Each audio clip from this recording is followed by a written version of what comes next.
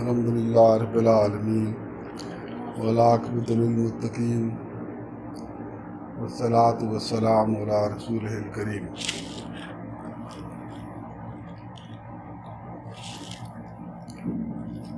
اعوذ باللہ من الشیطان الرجیم، بسم اللہ الرحمن الرحیم۔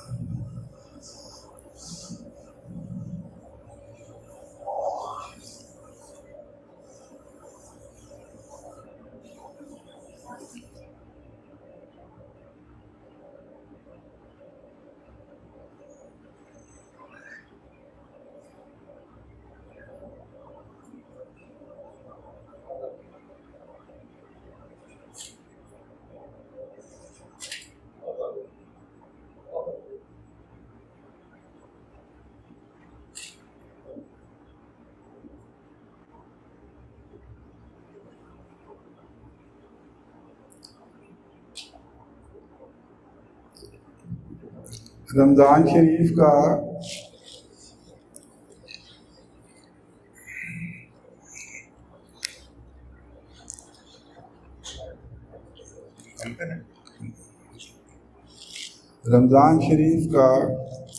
پہلا جمعہ مبارک ہو سب کو۔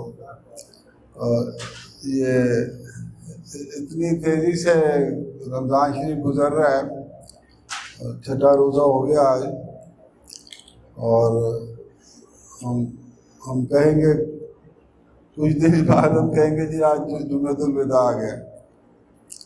بڑی تیزی سے یہ گزر رہا ہے رمضان شریف۔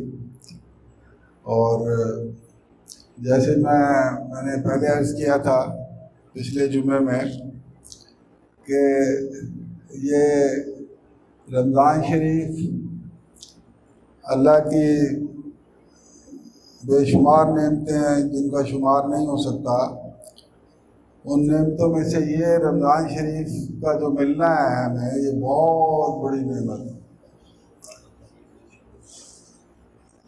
جس طرح حضور صلی اللہ علیہ وسلم کی ذات مبارک ہمارے لیے یعنی نمبر ون نعمت، اس سے بڑی نعمت تو انسانیت کے لیے نہیں ہے۔ پھر ہمارا حضور صلی اللہ علیہ وسلم کی امت میں سے ہونا، یہ اکثر یہی بات کی جاتی ہے جو میں اب کر رہا ہوں کہ امت سے ہونا، مگر شاید ہمارے کان جو ہیں وہ یوز ٹو ہو گئے اس بات کے۔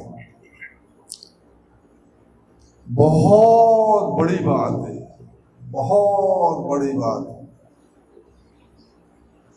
دنیاوی زبان میں یہ اس طرح ہے جس طرح کوئی کہے کہ مجھے ہارورڈ میں داخلہ مل گیا ہے امریکہ میں، یا ادھر کنگ ایڈورڈ میں مجھے داخلہ مل گیا ہے جی میڈیکل۔ جو ہماری دنیاوی فتوحات ہیں ان سے ہی ہم کمپیئر کر سکتے ہیں۔ تو یہ جو امتی ہونا ہمارا حضور صلی اللہ علیہ وسلم کا، یہ اتنی بڑی چیز ہے کہ جتنے بھی انبیاء علیہ السلام پہلے آئے ان کی خواہش تھی کہ نبی بننے سے بہتر تھا کہ ہم امتی بن جاتے، یعنی اللہ کے نائب بننے کے بجائے ہم حضور صلی اللہ علیہ وسلم کی غلامی میں آ جاتے ہیں۔ یہ بہت بڑی، ہم لوگوں کو بیٹھے بٹھائے مل گئی۔ اللہ ہمارے والدین کو خوش رکھے، وہ مسلمان تھے تو ہم بھی مسلمان ہو گئے۔ تو امتی ہونا، حضور صلی اللہ علیہ وسلم کا تشریف لانا، پھر ان کا امتی ہمیں ہونا، پھر قرآن مجید بہت زبردست چیز ایسی، یعنی اللہ تعالیٰ فرماتا ہے میں جس چیز کا ارادہ کرتا ہوں میں کہتا ہوں کن۔ دو حرف ہیں، قاف اور نون۔ میں کہتا ہوں کن تو ہو جاتا۔ اور قرآن شریف میں تو لاکھوں حروف ہیں، ایک ایک حرف کی بھی آیت ہے. صاد، سورہ صاد، الف لام میم، تین حروف ہیں. تو اللہ تعالیٰ کے نزدیک ایک ایک حروف ایک آیت کے برابر، 3 حروف ایک آیت کے برابر. الف لام میم، یاسین 2 حروف پوری آیت مبارک، طٰہٰ پوری آیت مبارک. تو یعنی ایک ایک حرف، کیونکہ ایک حرف کی پوری آیت ہے، اور آیت کا مطلب ہوتا ہے سینٹینس، پورا جملہ. اور جملے کا مطلب ہوتا ہے کچھ کیا میں آپ سے کوئی بات کر رہا ہوں، کوئی جملہ، تو میں کوئی کنوے کر رہا ہوں نا بات. تو ہر حرف جو ہے قرآن مجید کا وہ کنوے کر رہا ہے ہمیں کچھ نہ کچھ. کسی پر جو اللہ تعالیٰ اور جتنا اللہ تعالیٰ چاہتا ہے وہ اپنے معنی، اپنے حقائق، اپنے راز اپنے بندوں پر کھول دیتا ہے. کسی پر کچھ کھول دیتا ہے، کسی پر کچھ کھول دیتا ہے. جس طرح اپنے انبیاء پہ کھولے، کسی کو کچھ کسی کو کچھ. تلک الرسل 3 سپارے میں شروع اسی بات سے ہوتا ہے کہ ہم نے رسول بھیجے مختلف درجوں. کوئی اللہ سے ہم کلام ہوا، کسی نے مردوں کو زندہ کیا، کسی کو کوئی معجزہ دیا، کسی کو کوئی معجزہ دیا، کسی کو کوئی فضیلت بخشی.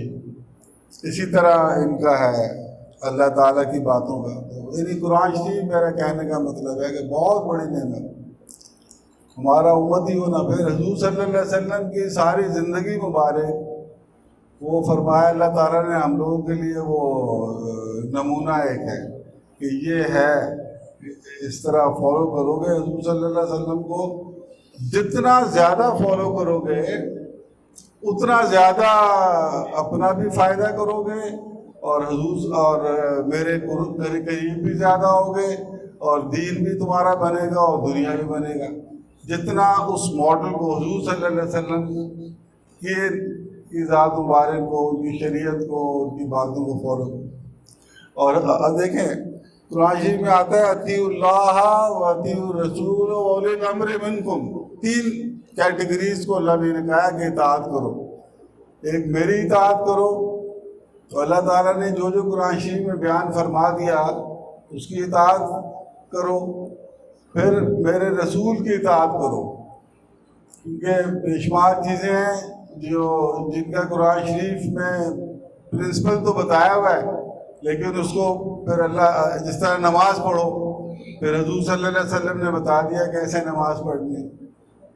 اور بے شمار چیزیں جو شریعت میں آئی ہیں وہ ساری قرآن شریف پر بیسڈ ہے. اور پھر وَأُولِي الْأَمْرِ مِنْكُمْ، جن کو ہم نے صاحب امر بنایا. صاحب امر میں تو ماں باپ بھی آ جاتے ہیں، حکومت بھی آ جاتی ہے، افسر بھی آ جاتے ہیں، مگر سب سے ٹاپ پر جو صاحب امر ہیں وہ اللہ والے ہیں. اللہ والا کون ہوتا ہے؟ جو جس طرح حضور صلی اللہ علیہ وسلم نے قرآن شریف کو پریکٹس کر کے دکھایا، اور جو ان کی پریکٹس ہے اس کو ہم سنت کہتے ہیں. تو حضور صلی اللہ علیہ وسلم نے اپنے آخری خطاب میں فرمایا تھا کہ میرے قرآن کو اور میری سنت کو تھامے رکھنا، کبھی گمراہ نہیں ہوگا. میرے قرآن کو اور میری سنت کو تھامے رکھنا، کبھی گمراہ نہیں ہوگا. تو اللہ والے وہ ہوتے ہیں جو قرآن اور سنت کو تھامے رکھتے ہیں. تو وہ اولی الامر منکم میں آتے ہیں. جس طرح حضور صلی اللہ علیہ وسلم نے قرآن شریف کی تشریح فرمائی، تو اسی طرح جو اللہ والے ہوتے ہیں وہ قرآن شریف اور حدیث شریف کی تشریح فرماتے. مجسم ہدایت ہوتے ہیں، ان میں سے ایمان نکلتا ہے. جس طرح ہیٹر میں سے ہیٹ نکلتی ہے نا، اے سی سے ٹھنڈک نکلتی ہے، اس طرح ان میں سے ایمان نکلتا ہے. ایمان کی لہریں ہیں، باقاعدہ شعاعیں ہیں، ایکس ریز کی طرح. ایکس ریز تو پھر اتنی لطیف نہیں ہے. یہ جو ایمان کی جو لطافت ہے، ایمان کی لطافت جو ہے، یہ اسی کو پتہ ہے جو ایمان کی لطافت کو محسوس کرتا ہے. جس نے ٹیسٹ کیا ہو نا ایمان کو، اس کو پتہ ہے کتنا لطیف چیز ہے ایمان. اور ایمان ملتا ہی ایمان والوں کے پاس بیٹھنے سے ہے۔ جو بندہ چاہتا ہے کہ مجھے سردی لگ رہی ہے تو وہ ہیٹر کے پاس بیٹھتا ہے، گرمی لگ رہی ہے اے سی کے پاس بیٹھتا ہے۔ تو ایمان ملتا ہے ایمان والوں سے۔ اور ایمان والے کون ہوتے ہیں؟ جو قرآن شریف کو فالو کرتے ہیں، جو حدیث شریف کو فالو کرتے ہیں، وہ ایمان والے ہوتے ہیں اور ان سے ایمان ملتا ہے۔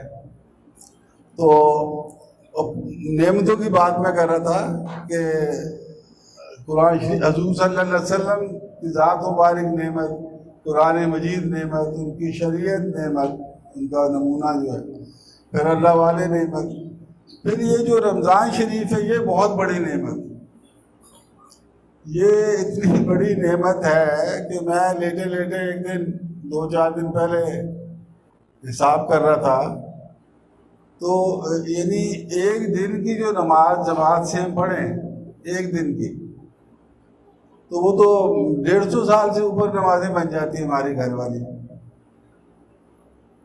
یعنی اگر ہمیں 80 سال زندگی ہو، جو ایوریج سب سے زیادہ ایوریج زندگی امریکہ اور جاپان میں 83+ ہے، تو وہ ان کی زندگی بھی لے لیں تو ڈبل زندگی لگا رہے ہیں۔ تو ایک دن جس نے ایک دن نماز پڑھی ادھر جماعت کے ساتھ 5 نمازیں، آپ خود کیلکولیٹ کر لیجیے گا جب مسجد سے جائے کہ اللہ تعالیٰ نے صاف فرمایا، حضور صلی اللہ علیہ وسلم کے ذریعے صاف فرمایا کہ 70 گنا آپ کو ثواب ہے۔ اب جس نے مسجد میں آ کے نماز پڑھی اس کو ملی 27، اور روزوں میں پڑھی تو ملی 1890 نماز، ایک نماز ملٹی پلائڈ بائی 5، 5 نمازیں 9,500، 9,500 نمازیں آپ حساب لگا لیں کتنے دن میں آپ پڑھ سکتے ہیں۔ 150 نمازیں پڑھتے ہیں ایک مہینے میں، اور 12 مہینے میں 3,000 کتنی پڑھیں گے آپ نمازیں؟ تو یہ ہیں 9,500، تو آپ اس کو کیلکولیٹ کریں تو وہ 160 کے قریب آتے ہیں عمر، 160۔ تو اتنی بڑی نعمت ہے یہ کہ جس بندے نے ساری عمر کوئی نماز نہیں پڑھی، وہ ادھر آیا اور اس نے ایک دن جماعت سے نماز پڑھ لی، جسٹ 1 ڈے، تو وہ 150 سال نماز گویا اس نے پڑھ لی۔ اس لیے حضور صلی اللہ علیہ وسلم، حضرت جبریل علیہ السلام نے جب عرض کی تھی حضور صلی اللہ علیہ وسلم سے کہ جس شخص کو رمضان شریف ملے اور وہ اپنے آپ کو بخشوا نہ سکے تو اللہ کی دوری ہو اس کو، تو حضور صلی اللہ علیہ وسلم نے فرمایا تھا آمین۔ کیونکہ اتنی بڑی اپارچونٹی کو جو بندہ اویل نہ کرے تو پھر اللہ میاں کہتا ہے کہ اس کا مطلب کیا کروں میں اس بندے کو؟ میں تو نمازیں فرض کی تاکہ بخشے جائیں، جو کچھ بھی اللہ تعالیٰ نے ہم پر فرض کیا ہے وہ عین ہمارے فائدے میں۔ جس طرح ہم بچے کو داخل کراتے ہیں اسکول میں، اچھے اسکول میں، اور ہم اس کو صبح اٹھاتے ہیں تو اس کو کتنا مشکل لگتا ہے بچے کو، بلکہ ہمیں خود بڑا وہ لگتا ہے کہ یار یہ بچہ سو رہا تھا، اس کو اٹھا دیا ہے، اس کو تیار کرتے ہیں اور پھر اس کو اسکول بھیجتے ہیں، دھوپ میں، سردی میں، گرمی میں، بارش، اور پھر ہم اس کو لے کے آتے ہیں، چھوڑ کے آتے ہیں۔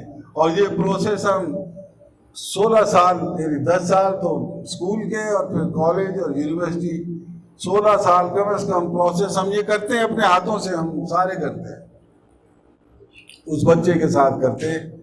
بچے کو اتنا نہیں شعور ہوتا ہے کہ یار یہ میرے ساتھ ہو کیا رہا ہے، مگر ہمیں پتہ ہوتا ہے کہ ہم اس کے فائدے کے لیے کر رہے ہیں۔ اگر یہ ایسا ہم نہ کریں تو یہ کل کو ڈنڈے بجائے گا، بڑے ہو کے گلی ڈنڈا کھیلے گا، اس کے پاس کوئی ذریعہ نہیں ہوگا معاش کا۔ یہ اللہ تعالیٰ نے ہمیں دیا ہوا ہے نماز روزے کا معاملہ، کہ یہ جو ہم کرتے ہیں سارا یہ ہمارے لیے ہے۔ یہ کل ہی تراویح کے بعد درس دیتے ہیں، جو جتنا ہم پڑھتے ہیں نا سپارہ، اس کا جست بتاتے ہیں بنا سے. وہ ایمان کی بڑی امپورٹنٹ بات میں کرنے لگا ہوں. بیٹے پردے ہٹا دیں نا، پردے ہٹا دیں، بے شک وہ پچھلے اسی بھی چلا ہوا ہے.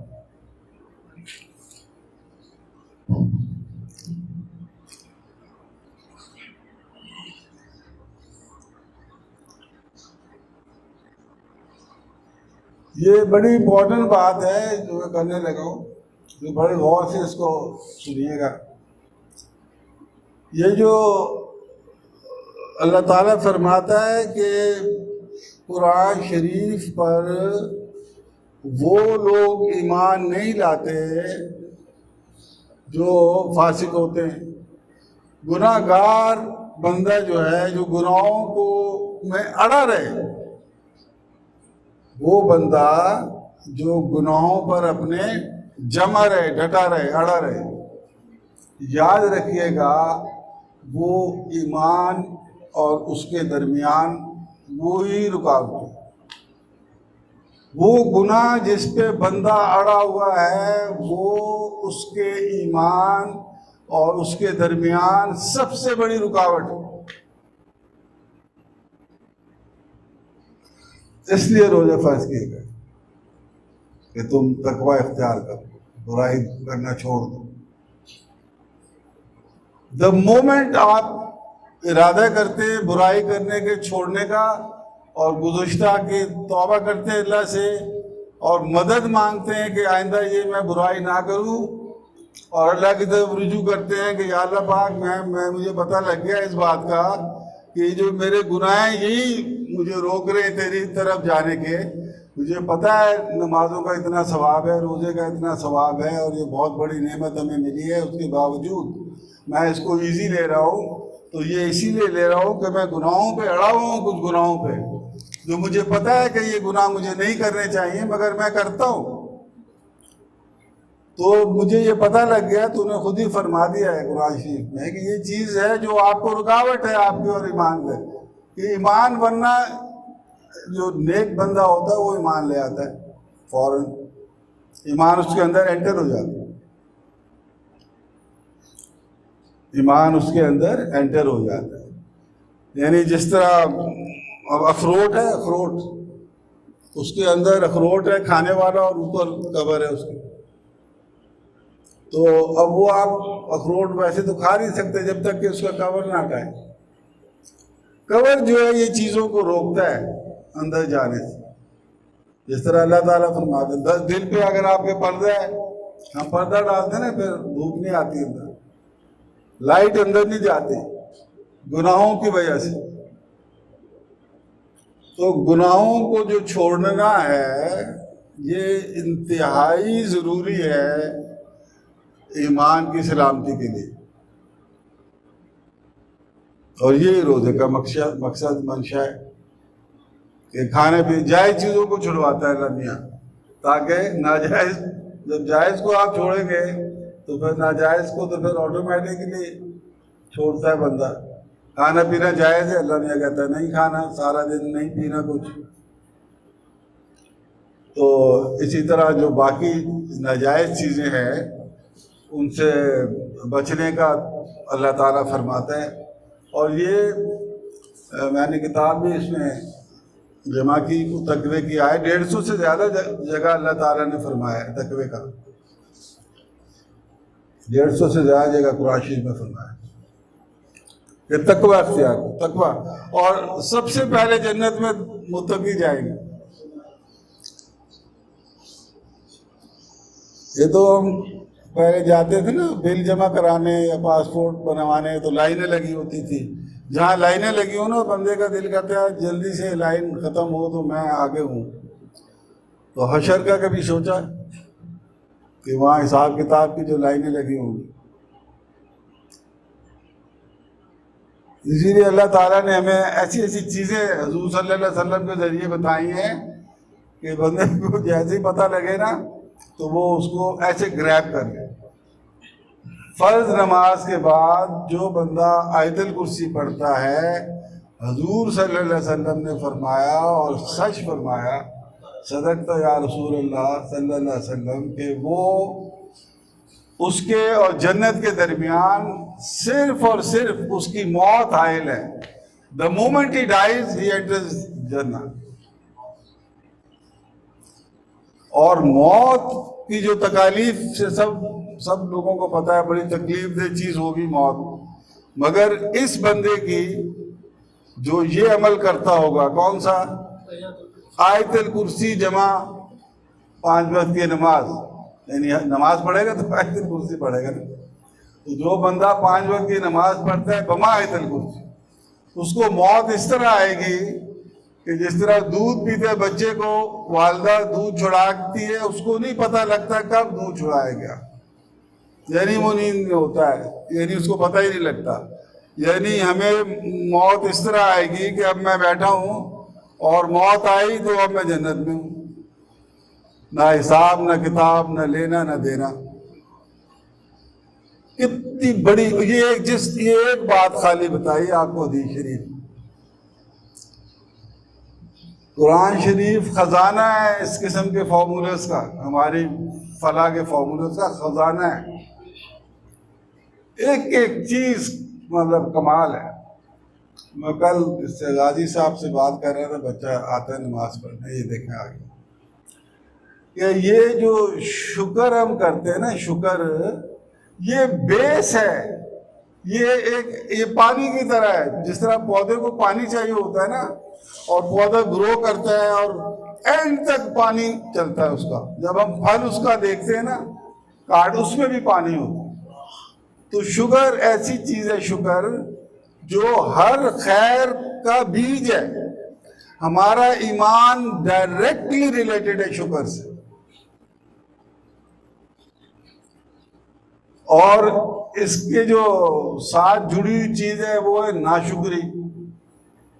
ناشکری جو ہے وہ کفر کی طرف لے جاتی ہے، بندے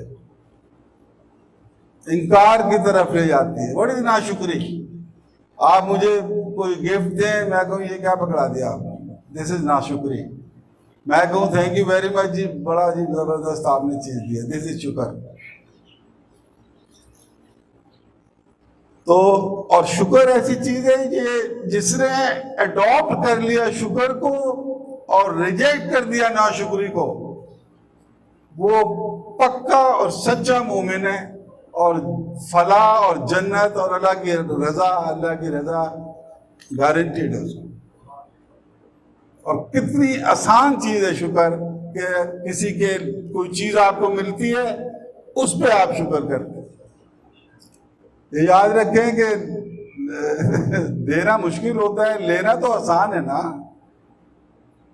اگر 2 آپشن ہو آپ کے پاس کہ یار مجھے 1,00,000 روپے دے دو یا 1,00,000 لے لو، تو یہ 1,00,000 لوگ کس کنڈیشن پہ کہ تھینک یو کہنا ہے، تو آپ کون سے آپشن پہ جائیں گے؟ کہیں یار کٹو 1,00,000، تھینک یو ویری مچ. یہ اللہ تعالیٰ نے کتنی زبردست آسانی پیدا کی. فَاذْكُرُونِي أَذْكُرْكُمْ وَاشْكُرُوا لِي وَلَا تَكْفُرُونَ. یہ اللہ تعالیٰ نے کتنی زبردست بات فرمائی. مجھے یاد رکھو گے میں تمہیں یاد رکھوں گا. سمپل as 2+2 ریسیپروکل ریلیشن شپ اللہ تعالیٰ کی. جیسے میرے ساتھ رہو گے ویسا میں تمہارے ساتھ رہوں گا. فَاذْكُرُونِي أَذْكُرْكُمْ، اور ساتھ ہی ہنٹ دے دی وَاشْكُرُوا لِي، اگر شکر کرو گے تو پھر میرا تمہارا ساتھ چلے گا. وَلَا تَكْفُرُونَ، ناشکری نہ کرنا. ناشکری کی نہیں تو میری ٹیم سے باہر ہو، سائڈ لائن پہ بیٹھنا. اور اگر شکر کرو گے تو میرے ساتھ ساتھ چلو گے. شکر تو بڑے آسان چیز ہے، جو آپ مجھے دے رہے ہیں اس پہ آپ نے شکر کرنا. اسی طرح ساتھ توبہ ہے. توبہ کیا ہے؟ کہ جو آپ نے گناہ کیا اس پہ معافی مانگنی ہے، سوری کرنا ہے. جبکہ تقویٰ کیا ہے؟ کہ گناہ کرنا ہی نہیں سرے سے. خیرات دینا پڑتا ہے نا، خیرات، زکوٰۃ، صدقات، یہ دینے والی چیزیں. شکر تو ہے جو آپ کو ملا اس پہ. اور اللہ تعالیٰ فرماتا ہے میری نعمتوں کو اگر شمار کرنا چاہو نہیں کر سکتے شمار، ناٹ پاسبل۔ اس کا مطلب یہ ہوا کہ جب نعمتیں ہی اتنی زیادہ ہیں اللہ کی کہ جن کا ہم کاؤنٹ ہی نہیں کر سکتے، تو پھر شکر تو پھر ہمیں تو سوائے شکر کے کوئی بات ہی نہیں کرنی چاہیے۔ اور سورہ تکاثر کے اینڈ میں ہے کہ وہاں سے نعمتوں کا حساب ہوگا، اور سورہ دعا کے اینڈ میں ہے کہ اپنی نعمتوں کا بیان کرو جو تمہیں ملے۔ تو یہ جو مجھے اندرونی خبر ملی تھی کہ جو بینک ہے نا آج 1 بجے بند ہے، دفتر نہیں جانا بعد میں کسی نے، نہ کسی نے کھانا کھانے جانا، تو یہ مجھے آج خبر مل گئی تھی، اس لیے میں نے کہا آج میں بے فکری سے بات کر سکوں گا، اور میں نے جتنی بات کرنی تھی کر لی۔ وما علینا الا البلاغ۔